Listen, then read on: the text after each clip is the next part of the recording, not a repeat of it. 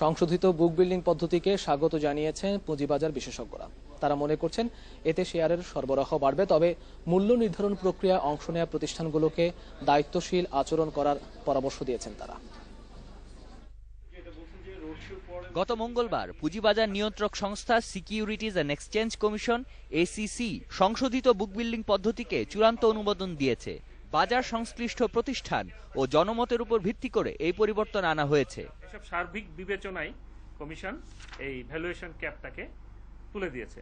যদি মনে হয় যে কোনোটা বুক বিল্ডিং নিয়ে কোনো সন্দেহ আছে বা অতি মূল্যায়িত বা ইত্যাদি ইত্যাদি এই ধরনের কোনো কিছু হলে কমিশনে সেটাকে রিভিউ করতে পারবে, রিঅডিট করতে পারবে এবং প্রয়োজন বোধে পাবলিক ইন্টারেস্টের কারণে জনস্বার্থে কমিশন সেটাকে বাতিলও করতে পারবে। তবে বিশেষজ্ঞরা শেয়ারের অতিমূল্যায়ন এখনো উড়িয়ে দিচ্ছেন না।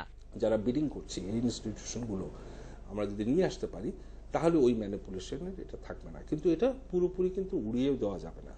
হ্যাঁ, কারণ এটা নির্ভর করবে যারা পার্টিসিপেট করছে তারা কতটুকু committed towards the market. Short term তাদের যদি চিন্তা ভাবনা থাকে তাহলে তারা এখানে ভুল করতে পারে না। এই সংশোধনকে সাধুবাদও জানিয়েছেন বিশেষজ্ঞরা। কোম্পানিজগুলোর জন্য এটা একটা ভালো নিউজ। সেই জন্য বুক বিল্ডিং পদ্ধতিটা না থাকলে ওরা আসতোই না। এখন there is a possibility that a good number of good fundamentals আছে এমন কোম্পানির শেয়ার হয়তো আমরা বাজারে পাবো। 2009 সালে প্রাথমিক শেয়ারের বাজার ভিত্তিক মূল্য নির্ধারণের জন্য বুক বিল্ডিং পদ্ধতি বাংলাদেশে চালু করা হয়।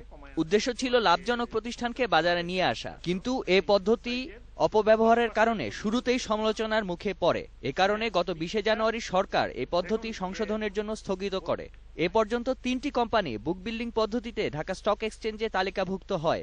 এর মধ্যে আর.এ.কে সিরামিক্স কোনো অভিযোগ ছাড়াই তালিকাভুক্ত হয়, কিন্তু মোবিল যমুনা ও এমআই সিমেন্ট নির্দেশক মূল্য অতি মূল্যায়নের অভিযোগে তালিকাভুক্ত হতে বিলম্বিত হয়। Farhan Ferdous, independent news, Dhaka. সপ্তাহের প্রথম 2 দিন বাড়ার পর টানা 2 দিন দরপতন হলো ঢাকার পুঁজিবাজারে। আগের দিনের তুলনায় লেনদেন কমেছে প্রায় 200 কোটি টাকা। কমেছে বেশিরভাগ শেয়ারের দাম। বুধবার লেনদেন শুরুর প্রথম 20 মিনিটে সূচক বাড়ে প্রায় 140 পয়েন্ট। এরপর আবারও তা কমে যায়। কিছুক্ষণ পর আবার সূচক বাড়লেও শেষ পর্যন্ত বাজার পড়ে যায়। দিন শেষে সূচক আগের দিনের তুলনায় 28 পয়েন্ট কমে দাঁড়ায় 5851 পয়েন্টে। লেনদেন হওয়া 258টি কোম্পানির মধ্যে বেড়েছে 90টির, কমেছে 148টির আর দর বদলায়নি 20টির। লেনদেন হয়েছে 319 কোটি টাকা।